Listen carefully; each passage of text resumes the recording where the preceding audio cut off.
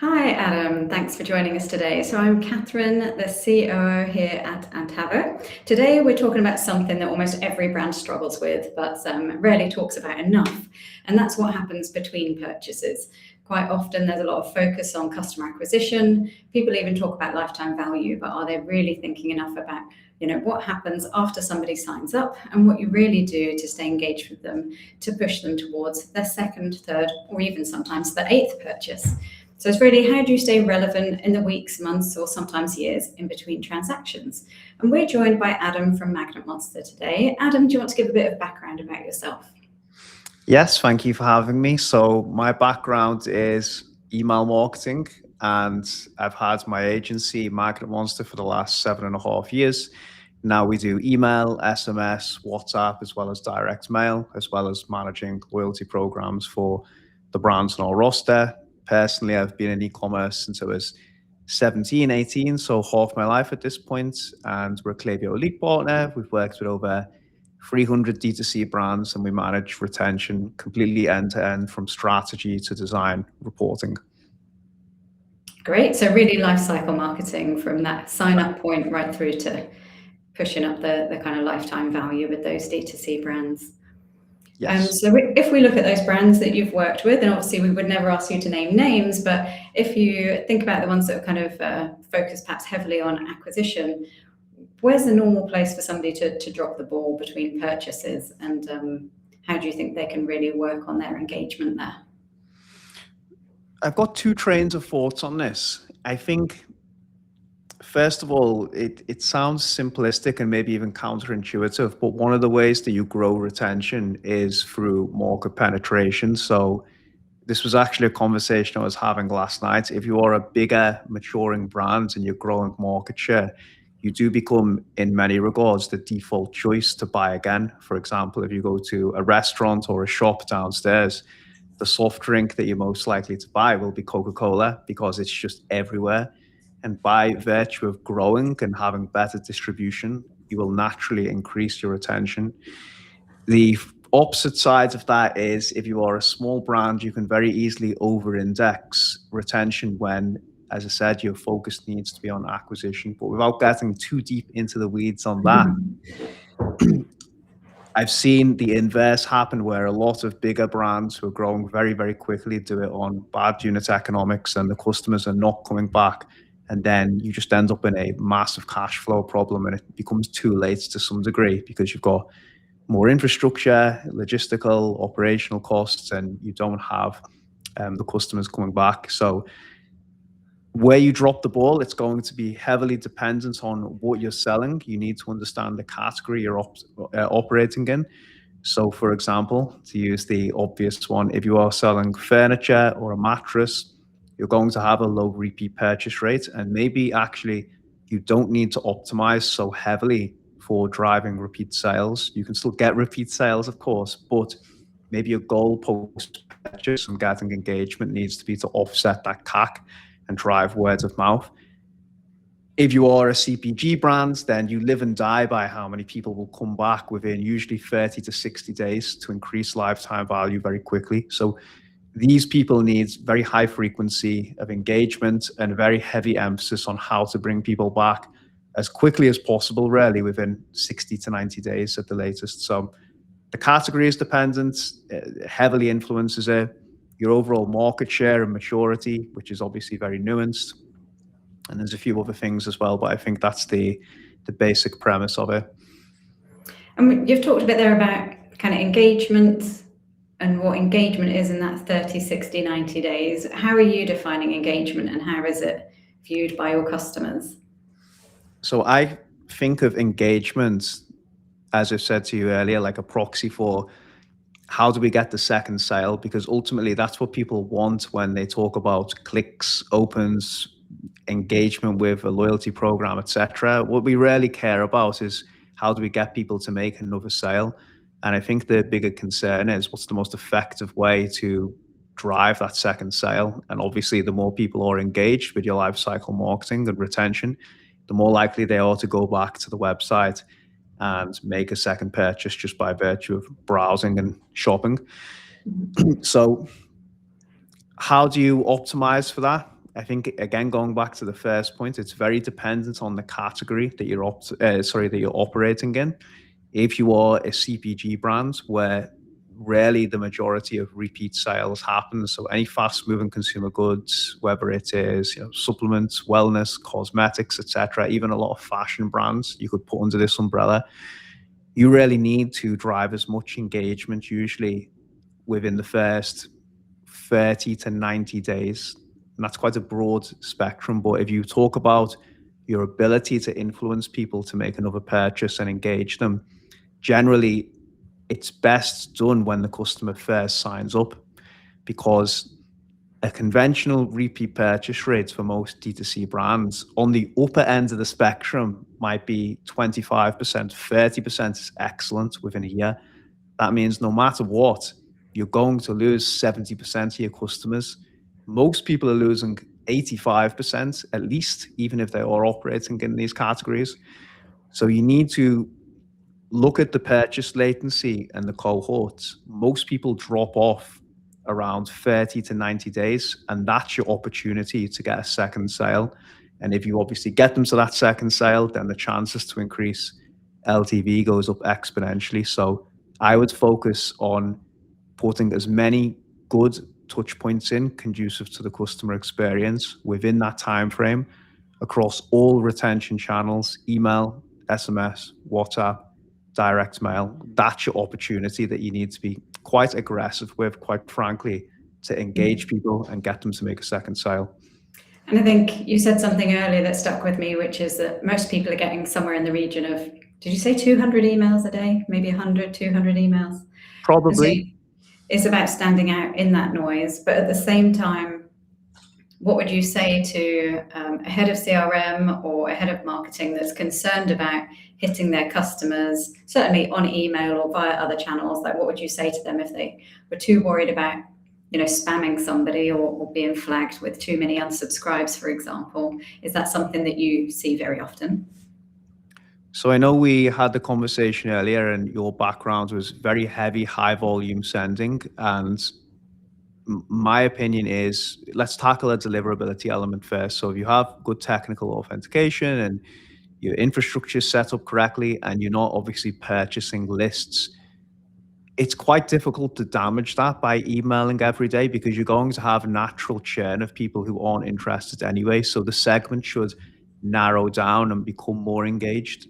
The danger may be if you are growing and maturing as a brand, and obviously you amalgamate more and more customers from previous years, obviously a lot of them will be lapsed or churned customers, and you're probably going to continuously try and email them because you want to win them back. So there is a bit of art meets science of knowing when you should stop trying to contact them. But I know we've got some questions we can talk about that later.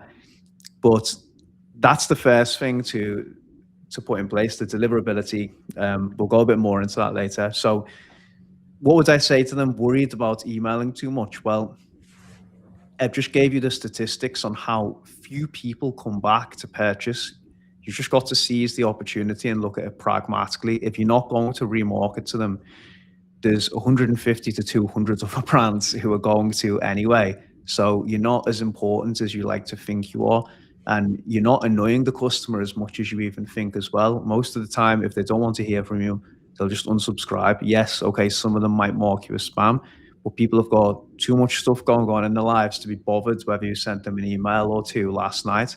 They'll just unsubscribe and then move on to the next thing in their life. They won't even give you more than 2 seconds thought. So all that to say, I think you should email with a high frequency. It does have to be balanced based on how many people you're churning versus how many people are coming in at the top of the funnel, because obviously you'll hit diminishing returns at some point. But if you don't email, if you don't contact them, then you're losing your ability to remarket and ultimately sell them, and you can't do that. So yeah, to reference our earlier conversation, I used to send somewhere in the region of 5.2 emails every day. And yeah, it wasn't like they weren't content heavy. They were packed full of offers and discounts. It was similar to kind of Retail Me Not or Groupon, something similar to that. And my unsubscribe rate was really low. It was 0.01% and almost the same for any spam, so the deliverability was always really high. But I have to say, I did use dynamic content, and it was personalized based on what I had seen the customer click on before. So it'd be interesting to know from you how much, given that in Antavo, what we're always promoting is to understand your customer better. Lots of our customers are getting better zero-party data from their customers by things like gamified profiling. We obviously have refer a friend. So we try and encourage our customers to build up a better view of their end customer. How useful do you find personalization in messaging? I think it's very useful in the context of building automation or flows, whatever terminology you want to use, because it's quite easy to set up dynamic content and triggered events based on on-site behavior, transactional behavior, etc., and zero-party data like you've just meant. So that's pretty straightforward to do and easy to automate at some type of relative scale. I think the challenge is a lot of the big levers that you pull to scale revenue for brands is based on campaigns, and that's where you get a lot of the revenue, especially as the brand gets bigger and bigger and bigger, because you have a huge database of people you can jump into, and the balance there needs to be, is the juice worth the squeeze? If you've got 1 million people or 2 million or 5 million, however many, where do you even start? How granular do you go? What type of personalization strategy? There's many things that you have to consider. Number one, your product assortment. So if you have dozens or hundreds of products and you have different customer personas coming to the website, then that's going to be a focal point probably of your strategy, because you'll need to tailor messages differently to people. If you have one product and one very clearly defined persona of customers coming through, then sometimes you can end up trying to get too clever, trying to personalize things, and you end up just increasing the resource allocation. It's not conducive to profitability. So that's going to be nuanced and different from business to business. Yeah. Now, obviously, you've just mentioned before the dynamic content that you can pull in. That's probably the easiest, lowest hanging fruit, I suppose, when it comes to broad scale campaigns. But I would implore people to keep it simple the majority of the time, unless there is a very clear, obvious use case for sending very differentiated messages to each customer. And so with that in mind, so somebody signs up, like if I buy fake eyelashes from somewhere, and I tend to get emailed, then I get several SMS text messages. Is that the sort of campaigns that you recommend? When should somebody stop contacting their customer? When should you just class somebody as disengaged? They're costing me money to keep in my database. I should actually unsubscribe them. Maybe we have a lot of our customers who will incentivize something other than a purchase. They might incentivize somebody logging in and consuming content in an app. But yeah, I'd be interested to know from you when you think you should just admit the relationship's done and step away. When they unsubscribe or when they stop engaging, it's as simple as that, really. And stopping engagement, is that 90 days? They haven't done any, I guess it just depends on what you're buying. If it's FMCG or... Yeah, that's where you obviously do have some things to consider. For example, if someone has signed up and opened emails, let's say over a 90-day period, but they haven't purchased, then obviously you would want to still target those people to try and nudge them to convert at some point. However, if they don't open an email after that for 180 days or they don't respond, then what's the point? At some point you have to consider the fact that the opportunity is gone. So yeah, you would treat that customer different than someone who's bought 3 times and maybe spent £1,000 or dollars at your store. You would want to go after those customers with maybe something like direct mail, like as a last chance saloon to re-engage them. Whereas the person who's never purchased or maybe purchased once with a very low AOV, you can't turn everyone into an amazing customer. Like, you will always have a big portion of light buyers for every brand, because most people do just buy one time. So you have to just accept that's the natural retention economics, or Yeah, I mean, e-commerce. it's a scary prospect, isn't it? I just literally received an email from, I think it's a kind of growth list that I'm on, and they were saying that about CPMs going up from kind of $10 to $15 to $45 to $55. And when you're looking at that in terms of, CPM and how much it might cost you to even get that customer to your website, to put their email in, to have all those one-time purchases can be really costly. And so I guess that's why, there's so much interest in how to stay engaged so that you're really top of mind when somebody does want to purchase, because it's not they only purchase something once in their life. It might be a house you might buy once in life, but everything else you're buying several times. So you just want to make sure they come to you instead of a competitor when they are ready to buy. And it's about that kind of relationship that you have with them in the meantime.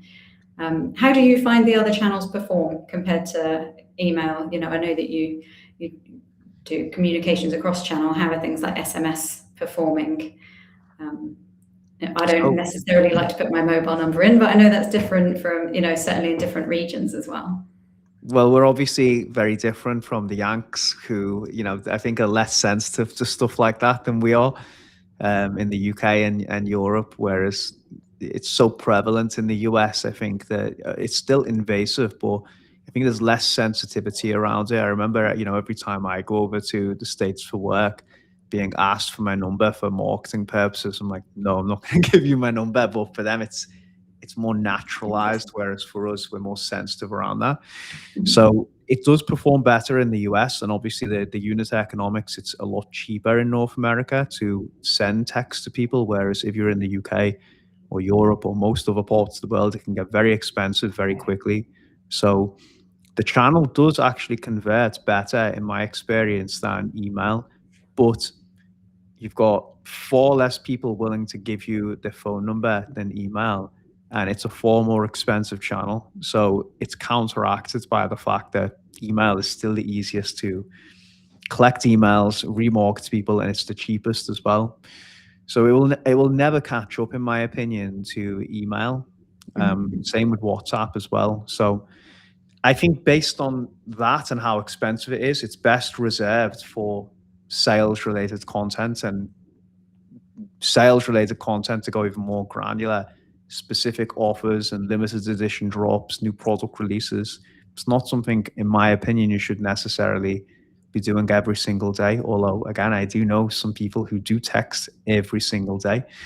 So you've got less context as well, right? Like within a 140 character limit, how much can you say?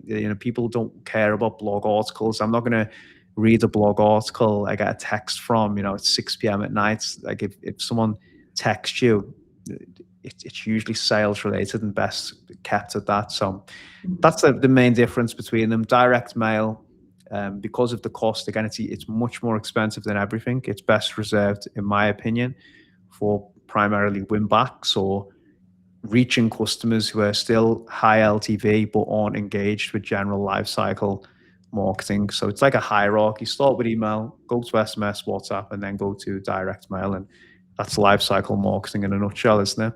Yeah. I mean, and it's so unusual to get something through the post. I think Bowden specifically do that, and I think it's so rare now. It's actually quite nice to get something through the post. So what about the metrics that people measure? When a customer comes to you for help, do you find them measuring the right thing? Like, which metrics would you say actually matter, and what are brands mismeasuring? So that's opening the Pandora's box of attribution, which I've worked with hundreds of brands at this point, and I've never found anyone have a consensus on how to measure the impact of every single channel, not just email. But I personally like to look at like a macro level, returning customer revenue, as well as cohorts by month. But then going downstream of that, you would want to look at probably email's contribution on a last click basis. And again, depending on the brand, That's how I would personally set it up. But even that has flaws and limitations because, last click is not the be all and end all. Yeah, of course. Sorry, so we do have some questions in the channel here, and we are streaming across a few different platforms. So my colleagues have getting those and putting them in here for me, and I didn't have the chat window open, so I'm going to throw a few questions your way, if that's all right, Adam. So the first one is, do you think personalization is easier with the loyalty data? Or of course. Is it easier or more difficult? Yeah, it's definitely easier. So one of the use cases that stands out to us in case studies, we worked with Waterdrop, who are selling primarily in the German and Austrian markets. Now they're a global CPG brand, and they have a loyalty program, and we set up all their automation a few years ago. And those emails and the touch points are by far the highest clicked, highest revenue per recipient, because obviously it's personalized to the end customer. So the difference with them, though, compared to other people, is they've made that a focal point, or they did, of all the marketing. So it's prominent across all the websites. It's not just like a gimmick they've just tagged onto things to try and increase retention. It's a focal part of the business, or it was. Whereas the mistake I see a lot of people make is they just tag, points-based systems and loyalty on, and then they think it's a magic bullet. It doesn't work that way. It's so interesting you say that, because it's just the thread where most of my conversations, even with customers, ends, is that you already have your database and you already know these people buy once, you're occasional, you're frequent, and you're VIPs. And your VIPs might just be 3% or something. And a lot of people think a loyalty program is slapping some tiers on those and saying bronze, silver, gold, platinum, and that the job's done, as opposed to using loyalty as the strategy to move people up those tiers and to try and grow that 3% of people who buy all the time and never go to a competitor, grow that to being 10% of your base. And it's exactly that. Loyalty isn't just a box to be ticked. It is an entire strategy, and it's really great to hear that a few people doing that and that it works. It has to be, like we kind of say, it is your customer relationship system. It can't just be an afterthought, for sure. And so that, I think that ties in, and hopefully we've answered the question there that Barbara's posted, which is, what's the best way to personalize comms for customers, and does a loyalty program help? I mean, presumably it gives you more reasons to genuinely contact your customer and put something into those emails that isn't constantly offering discount and reducing your margins. The best way to personalize comms is to use dynamic event data, transactional data from on-site behavior. So again, I think in flows, it's quite easy to do that and to trigger different automation based off what people were viewing on the sites, previous history. You can send customized carts and links back to them. That all works obviously really well.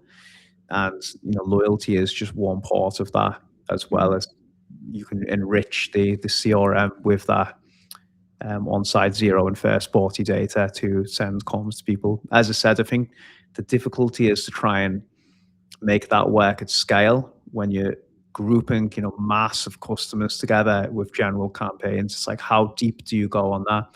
So does it actually even move the needle? Is the juice worth the squeeze? That's where it becomes quite complicated. Mm-hmm. I was always quite an old school way of thinking about sales, but I was always told, several different reasons for purchasing. One is a distress purchase, which would be something like car insurance. And again, we know one day out of the year, somebody's interested in car insurance. How do you keep a customer thinking about you, so at the time when they go to shop for it, that they come to you? And the other one is urgency. So it might be you've had your eye on something for a while, and I think what you've just spoken about there is messaging to push somebody over the edge. So I might be thinking about it, and actually there's something that creates enough urgency that makes me buy. And I think that's where the messaging in between those purchases, the frequency of that messaging, and then what's included in it. I mean, we have some people very effectively using, your points are going to expire and they might have built up a lot of points. And when they get to the expiration date, it's a really great reason to encourage them and give a bit of urgency. Some people even tier up. They might say, well, if you buy before this date, we're going to give you X number of points towards your next purchase. So it's not so much a discount, but it's enough to kind of tip somebody into completing their purchase. So that works really effectively. That's came full circle, really, what you've just said of what we said at the beginning. So the category that you operate in, like you said, car insurance, Kathryn, you don't buy that every day. Same way you don't buy a fridge or a washing machine, or you don't buy email marketing services. It's applicable to B2B as it is to B2C. So you can't really influence that. Marketers think they can, but it's a well-studied scientific principle called the 95-5 rule. For example, again, if I go and buy some shampoo from the shop, it doesn't matter if you send me 50 emails tomorrow. I don't need the shampoo. I've just bought it. So you can't really influence to the degree people think when they're going to buy something. And that's why it's critical to just make sure when they do want to buy it, you're top of mind. So that's why frequency and growing impressions and market share is critical, because a lot of the time it's just being top of mind when they're actually back in the market looking for something to buy.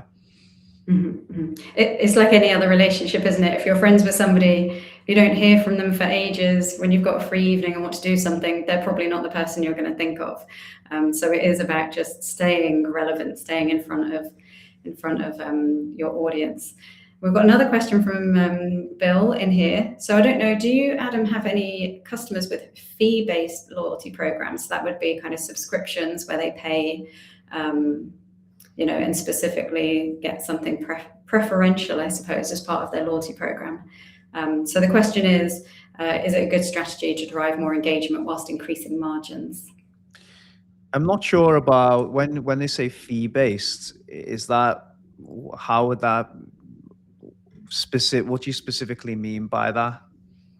So that would be that maybe there's a free tier, another tier up, but actually people can pay to be a loyalty member. Like a membership loyalty. Yeah, great. Like, I think that's much more effective than the points-based systems.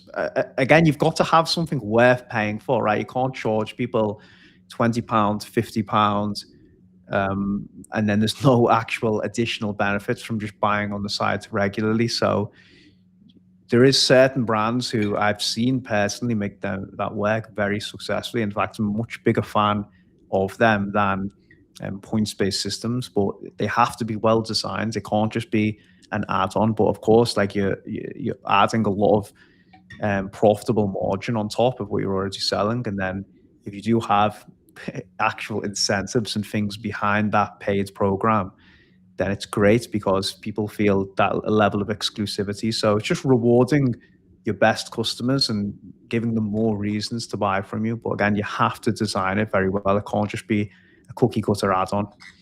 Yeah, I think in our experience, I think a few years ago, we did have somebody who had a kind of subscription-based loyalty program. But what they realized is they were cutting out, basically incentivizing a whole segment of users, and found that on the whole, they got a much better ROI if they removed the charging money to run to be a member of a loyalty program, and actually through the incentives. And it's not necessarily points, I think a lot of people like Paul Smith are using badges.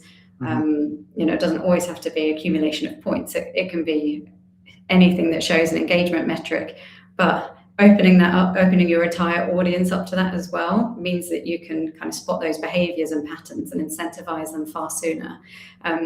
So in terms of driving more engagement whilst increasing margins, I'd say you might have an increased margin, but you're going to be getting that on those people who will already love you as a customer. So you're just giving them a way to deepen their engagement with you, and they don't necessarily want money off, but so yes, you would get more margin from it, but I would say you'd get a better overall ROI in putting the loyalty program out to your entire base, because of that opportunity, like you said, Adam, the opportunity to move your one-time purchases up. A whole load aren't going to, but they're never going to become VIPs if you don't at least move them to the second purchase, and you have to do that really as soon as possible.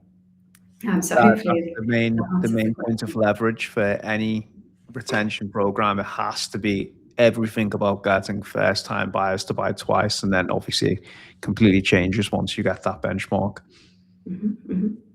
So you're a Klaviyo elite partner. What's the one thing that you'd recommend teams using Klaviyo should think about? Is there something that when you start working with them, they should have been thinking about beforehand? Any kind of low-hanging fruit there? But yeah, what should they be thinking about earlier than you see them implementing? Using Klaviyo as a fully fledged CRM, so trying to consolidate as many channels and parts of your ecosystem as it pertains to e-commerce within there, so it's centralized under one roof. For example, your transactional comms, your help desk, obviously all your marketing, remarketing channels like email, SMS, etc. Try and make them speak to Klaviyo, because it's going to give you better data integrity, and it's also going to stop you having to jump around into different platforms. And I think that's a big cost to businesses that they don't realize when they have, the reviews lives here, the SMS lives in this platform, and then the help desks here. It becomes quite convoluted, and it takes a lot of time and resources to keep jumping in and out of all those things. Whereas if you streamline as many into one place and consolidate, you can become a lot more profitable and reduce headcount even, and resource. Yeah, in fact, total cost of ownership is a phrase that we've heard, especially in the last 6 months, more and more. So that's a really great point. One thing I wanted to pick up on from earlier, where we were talking about metrics, and something that I used to do was work out. So I worked out basically my revenue per click and my cost per click, because for me that was just the most straightforward. It was an affiliate business, so I wasn't selling things of a lot of value, but I had a lot of volume. So I would work out what did it cost me per click and how much did I make per click. With your retail customers, what do you see being the most what should they be tracking as their metric, or what do you see really works for them? Well, I know if you applied that to D2C, I suppose you could be looking, at revenue per recipient. I personally don't like that, because I was wondering, because what it does, it takes into account all these, of course, latent people that you haven't spoken to for ages. So. And as you mature and you grow as a business, that's just invariably going to go down, because the pie just goes bigger and bigger and bigger and bigger, and your active customer segments is not the same in proportion to all these. If you're a 5-year business, then of course you're going to have much lower revenue per recipient than your first year, when people are still relatively fresh and they're in that cohort of the time frame of when they buy again. But as you grow bigger, you will naturally email more churned people and try and reach them. So the efficiency is going to go down of the channel. So I would just look at total revenue contribution based on clicks personally. Okay. But I know some people would disagree with me, but I think ultimately you need to go upstream and look at the core brand KPIs.